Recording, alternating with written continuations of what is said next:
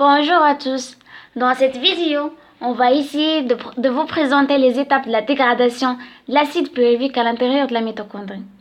Pour déterminer le devenir de l'acide pyruvique au niveau des mitochondries, on fait détruire les cellules du foie d'un rat. Après, on les fait subir un brouillage mécanique qui permet la séparation de ces différents constituants. On appelle cette technique la centrifugation. Cette dernière va nous permettre d'isoler les mitochondries qu'on mélange après avec une solution adéquate. On pose ce mélange dans l'examen, qui signifie expérimentation assistée par ordinateur, et on suivi sur l'écran de l'ordinateur l'évolution de la concentration d'oxygène à l'intérieur de ce mélange, après un temps T1 où on a ajouté du glucose, et après l'ajout de l'acide pyruvique à T2. Avant l'ajout du glucose, on remarque que la concentration d'oxygène est constante. Et même après son ajout à T1, la concentration d'oxygène n'a pas changé. Elle est restée constante. Mais dès qu'on a ajouté l'acide pyruvique à T2, la concentration commence à diminuer progressivement. On va donc essayer d'expliquer les résultats obtenus. On a les mitochondries isolées qu'on a posées dans l'hexagon, telles que le milieu est riche en oxygène. À T1 et après l'ajout du glucose, la concentration d'oxygène n'a pas changé. Et cela est dû aux mitochondries, car ces dernières n'ont pas la capacité de dégrader le glucose. Vu que sa taille est grande, c'est une grande molécule, et donc il ne peut pas entrer à la mitochondrie. Mais après l'ajout de l'acide pyruvique, à T2, les mitochondries le dégradent en utilisant l'oxygène, ce qui résulte à la diminution de sa concentration dans le milieu.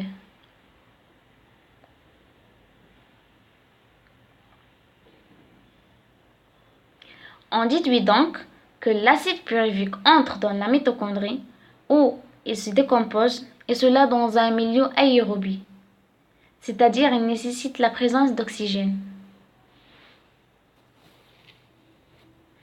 Maintenant, on passe à l'intérieur de la mitochondrie et on pose la question suivante.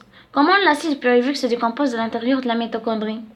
On peut dire tout simplement que la pyruvate subit une dégradation à l'intérieur des mitochondries, au niveau de la matrice, suite à des réactions qui se résument en deux étapes. Premièrement, formation de l'acétyl coenzyme A. Dans cette étape, on remarque l'intervention des molécules suivantes. L'acide pyruvique, NAD+, coenzyme A et deux atomes d'oxygène. L'acide pyruvique subit une décarboxylation qui est le rejet de CO2, et donc il va perdre une molécule de carbone qui va donner une molécule de CO2. D'autre part, on a la formation de l'acétylcoenzyme A d'après les deux molécules de carbone restantes et la molécule de coenzyme A. Après, on a la réduction de NAD+, formant NADHH+.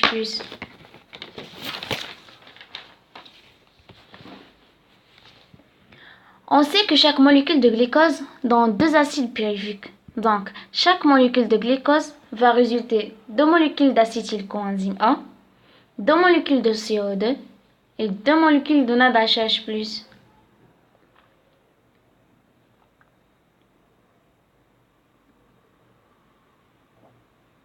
La deuxième étape, cycle de Krebs.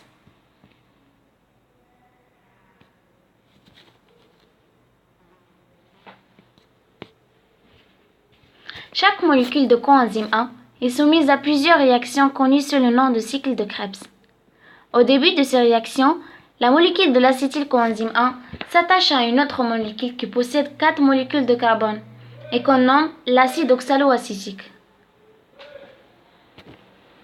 Et donc on obtient un acide organique en 6 carbones, nommé l'acide citrique. La formation de cet acide est accompagnée par la libération de la molécule de coenzyme A. Après, l'acide citrique est soumis à des réactions de décarboxylation et de déshydrogénation. Il en résulte l'acide cétoglytarique, qui possède 5 molécules de carbone, avec le rejet de CO2, et la réduction de NAD+, en NADHH+.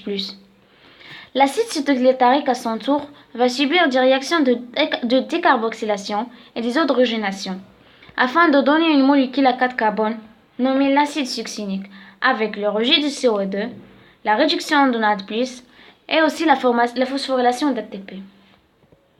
La molécule de succinique se transforme en molécule d'acide fumarique avec la réduction de FAD en FADH2.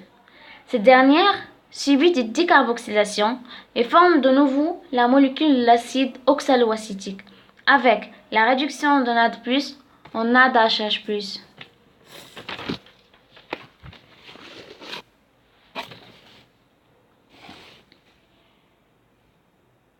On remarque donc que ces réactions sont sous forme d'un cycle qu'on appelle cycle de Krebs.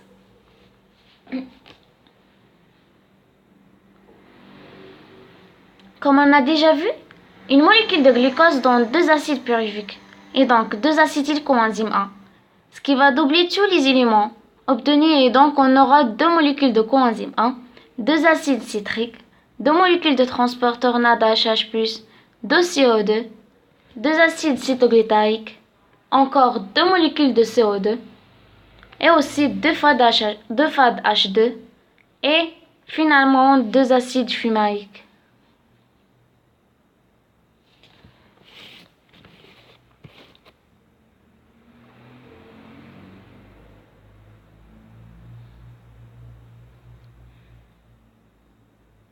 Maintenant, on va calculer le bilan énergétique de la dégradation de la pyruvate à l'intérieur de la mitochondrie. En ce qui concerne la première étape, qui est la formation d'acétylcoenzyme A, vu qu'une molécule de glucose donne deux acides pyruviques, on a obtenu deux molécules de coenzyme A et deux molécules de NADHH2, de NADHH+, pardon. Et pour la deuxième étape, le cycle de Krebs, on a trouvé que chaque molécule d'acétylcoenzyme A donne 3 NADHH+, une seule molécule de FADH2 et une seule molécule d'ATP. Et puisque chaque molécule de glucose donne 2 acétylcoenzyme A, donc ces molécules seront doublées et donc on aura 6 NADHH+, 2 FADH2, 2 ATP. Et avec l'addition des deux premières molécules de NADHH+ obtenues au début, on aura 8 NADHH+.